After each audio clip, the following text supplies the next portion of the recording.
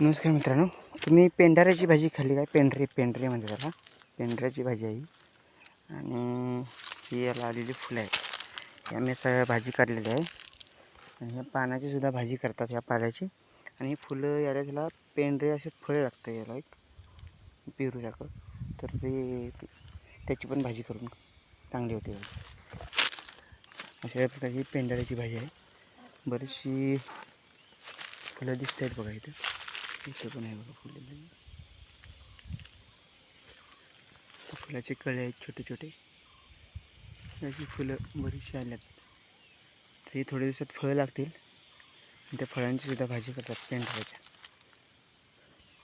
छान लागते. ही जंगली भाजी आहे. आपल्याला चुकूनच माहिती आहे की भाजी जंगली. अशी फुलं